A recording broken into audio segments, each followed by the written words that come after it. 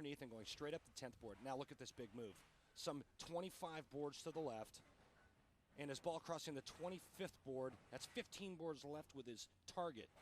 Changes balls, changes hand positions. You have to be versatile on the PBA Tour, and you have to commit to the change.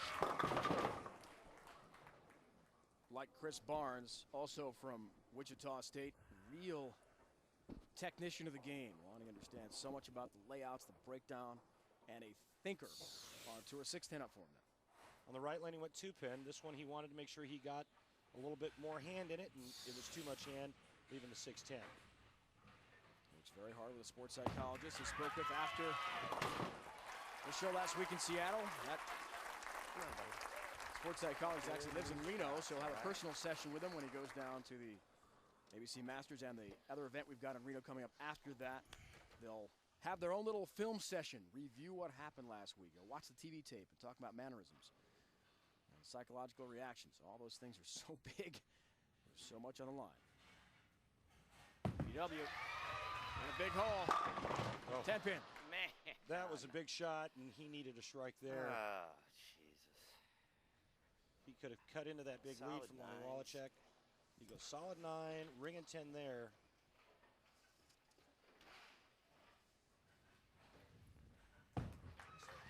Seventh frame takes care of a 10. Ready, let's break down this week's next replay. Great game of Pete Weber.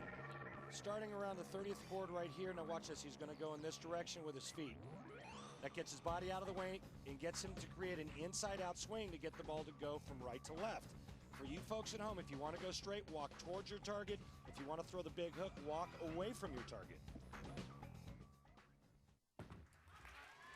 On lane 29. In the pocket for Pete Weber. He knows it might be too late with the way Waliczek is bowling. Sorry, don't throw it that good next time, Pete. Throw it bad next time, all right? Pete referring to the ringing 10 that he left in the 7th frame. He threw it really, really good. Gets 9. But Pete Weber can strike out for 217. Lonnie Waliczek going at a 215 pace. This match is far from over.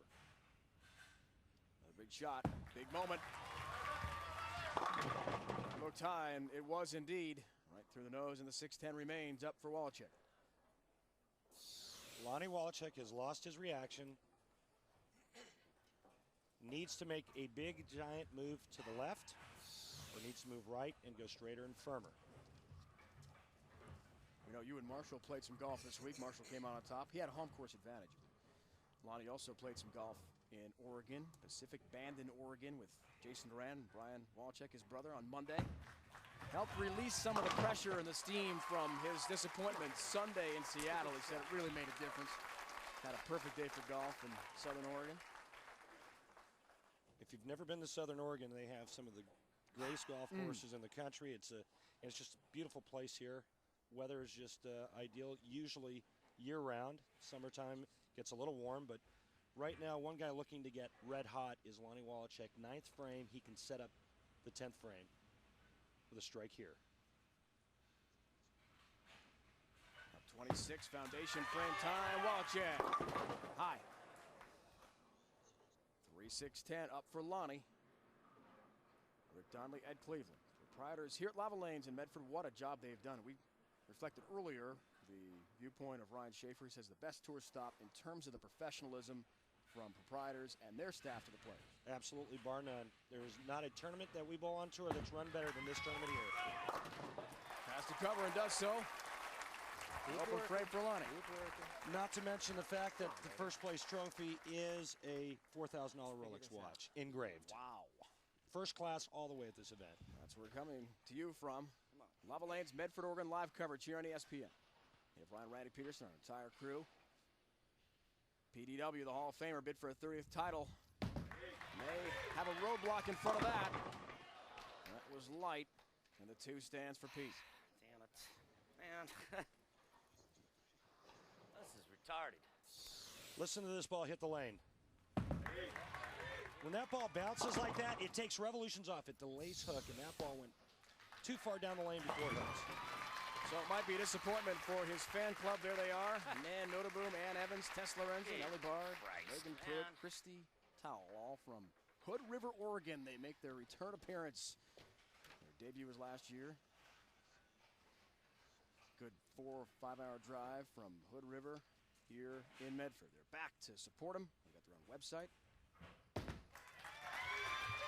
Hoping for a comeback here. Gets a break there.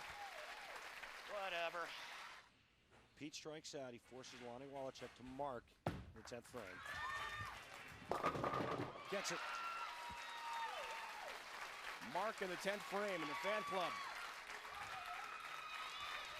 I'm sorry, I misspoke. If Pete Weber strikes out, he forces Lonnie to get 9 pins on the first ball. If he misses a spare, it would be 198, 197. Waliczek would be the winner. But still, there is pressure coming up on Lonnie if Pete strikes out, which is similar to last week's scenario in Seattle. Pressure. And he come through. Pete forces it. And you notice that ball didn't bounce when it hit the lane. Dead flush perfect. In that lane, I thought I threw really good. I crossed next to Pete in qualifying this week. He bowled phenomenal. I never heard his ball bounce once. Just eat me. Remember, 9 pins on the first ball, he's a winner. Anything less, he would have to convert the spare. Isn't this a familiar situation? It wasn't a mark last week. It was that mark. Now it's the 9 pins. Still, he needs a count to advance. Oh my goodness, a washout. This can't be happening. Not like again to Lonnie Waliczek. His last 3 frames, he went high, high, high. This ball doesn't hit the head pin. Just unbelievable. 2, 4, 10 washout. Needs to make this and get 2 pins. But we saw Norm Duke do this to win earlier in the year in Kansas City. Made the washout to beat Mika. You have no idea how difficult this is to make. You got to get the ball left side of the head pin, throw the head pin over into the 10. Can history repeat itself with Lonnie back-to-back weeks? He's gotten this far. Trying to cover it. 10 pin. Unbelievable. Unbelievable. That's just the ultimate screw right That there. is the worst break on the planet. He threw the shot, the 10 pin goes, or the head pin goes right around the 10 pin. Pete Weber wins by 2 pins. On the bench, Pete Weber wins. It's back-to-back trouble for Lonnie, who succumbs to the pressure again. Incredible moment Say to him. for a great bowler on our tour. So Pete Weber advances to the final to take on Tommy DeLuce Jr.